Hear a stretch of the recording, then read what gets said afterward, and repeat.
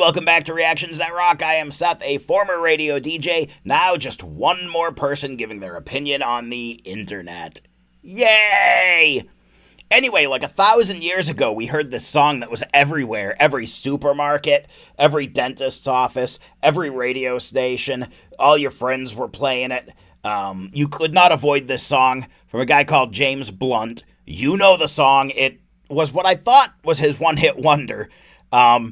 You're beautiful. How was that? Was that good? You're beautiful, it's true. That's terrible. And that's how I felt having to listen to that every day of my life for a year and a half. Anyway, he disappeared into obscurity after cutting one more song that didn't do as well. Honestly, I can't even remember the name of it right now, but it was along the same vein. And we were done with James Blunt, right? Wrong. He's back. I don't know if he ever really went away, but I know he didn't chart anything anywhere close to what You're Beautiful charted. However, if we're being fair to James Blunt, the dude could live forever off the royalties on that song, so more power to you. I don't fault anybody for writing a song that becomes a hit, even if I don't personally like it. Good music is good music, and sometimes I just have bad taste, so a song that makes that much money, it can't be terrible. But as I was saying, he's back. He's popped out of the woodwork. I don't know if he needs a new house or something, or if he's just still going for it. James Blunt is back.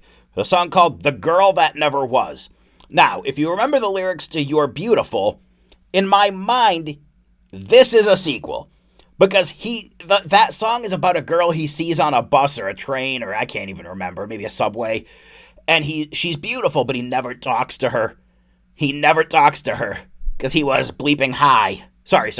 He was bleeping high. Yeah, you're welcome for that. Anyway, so he did never talk to the beautiful girl. If you didn't know that's what happens in the song. He never talks to her. She goes her way, he goes his way, and that's the end of it. It's not even a love story. It's an infatuation, psycho, creepy stalker story of a dude checking out a girl on a subway or something. Anyway, so this is The Girl That Never Was, and now I'm wondering, in my brain, and I've not looked into this at all, in my brain, though, he's telling us that she didn't exist. Because how meta and great would that be, like 10 or 15 years later, for him to just say, I made that song up, she didn't exist, it was an empty seat I was looking at, but I wanted to feel love. So that's what I'm telling myself this song is all about until I play it and find out it's not. I've talked for way too long. Let's just load it up, fire it up. James Blunt back to annoy us with a song called The Girl That Never Was. And this could be good, but I've got a feeling it's going to be James Blunt.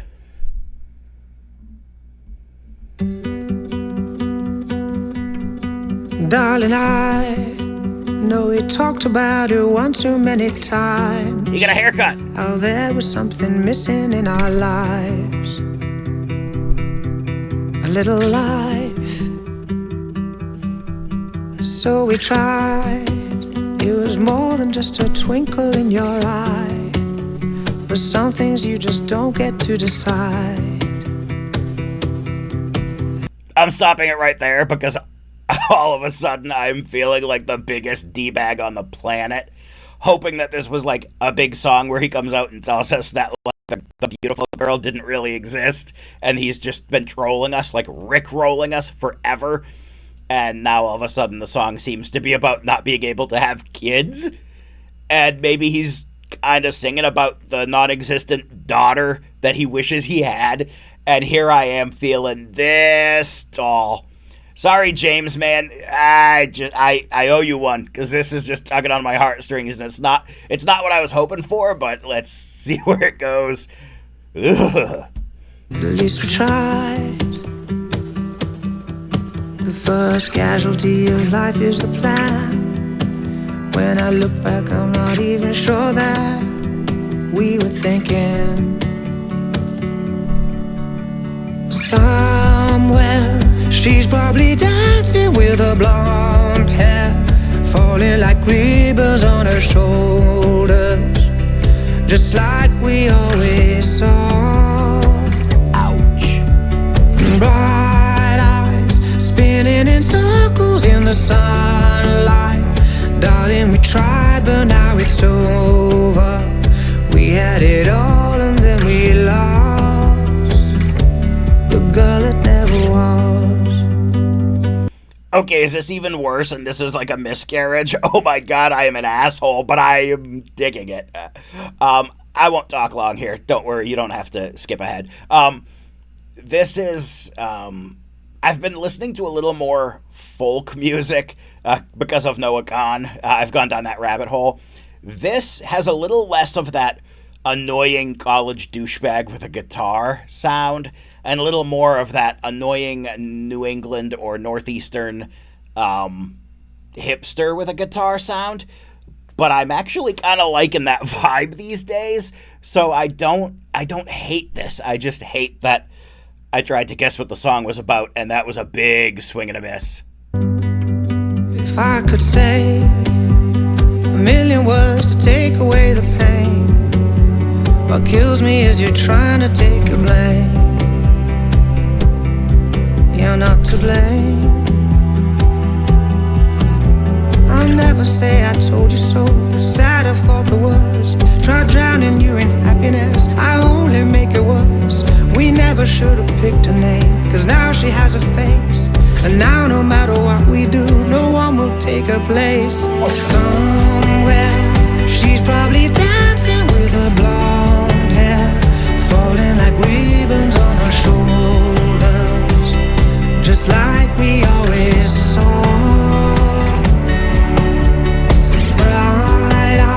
Spinning in circles in the sunlight. Darling, we tried, but now it's over. We had it all and then we lost the girl that never was. I know we'll never know you. I know we'll never hold you. I never got to show you my love. 'Cause you're probably dancing with your blonde hair falling like ribbons on your shoulders, just like we always saw. Bright eyes spinning in circles in the sunlight. Darling, we tried, but now it's over. We had it all and then we lost the girl that never was. I am, we're gonna get a little more comfortable here. Almost fell out of my chair on that one. Yeah. Well, that's nice and heavy. Thank you so much for the emotional ass-kicking, James Blunt. This is revenge for everything anybody has ever said about You're Beautiful. I guarantee it. He was like, what is the most friggin' depressing song I could ever possibly write that has to win an award? And this is it. Thank you, James Blunt. Thank you for laying this gem upon the world so that I can cry myself to sleep tonight and every night for the rest of my life. Thank you for that. I really appreciate you proving me wrong, too. It's great when you just, take a little bit of a concept that I was kind of playing around with and beat me over the head with it with child's shoes. That's just absolutely wonderful. Thank you. I appreciate that. I feel really good about myself right now. I am on cloud nine. I love everything about who I am as a human being now. Thank you, James Blunt. Thank you so much. Seriously, though, like I said, I've been going down the pop folk road just a little bit more than most people probably should, because it's also depressing and sad as hell, even if it has kind of that upbeat guitar pull. But this is right there with that. And I'm sure people will always scream at me and tell me how I'm wrong, but this right here had Noah Kahn without the banjo feel to it. It was a heavy subject. It was brought to me in a melodic way, in a, let's be honest here, let's call it what it is. Take your taste in music, like I have, and throw it out the window, and let's just approach this as just humans spinning around a big rock in the sky trying to get by day to day. This was good. This had a message. This had heartbreak and hope all in one. This had, this was an emotional roller coaster. This song, I'm a 45-year-old man with no kids, man. I don't know how I was not crying during this. Especially this friggin' close to Christmas, James Blunt. Oh, man. I got some strong opinions I need to share with James Blunt on Twitter or something. If I hit him hard enough, he might write back. I dig the haircut. That's a wise move for somebody our age. Anyway, there's not much else I can say. You know where I stand on this. If you've been watching me for any length of time, you can read between the lines and know exactly what I'm saying. Yes, I tease it. I joke about it. I make fun of it. A good song, I will always say, is a good song regardless of the genre. This was a kick in the frickin' face with Child's Shoes, but this was a good song. I will not listen to this ever again and be totally fine with that. But this was a really, really good song. James Blunt, man, buy that fourth house. You've earned it. You've deserved it. Maybe something smaller, not a whole lot of bedrooms or something. Yep, I'm going straight to hell. Anybody want to come with me?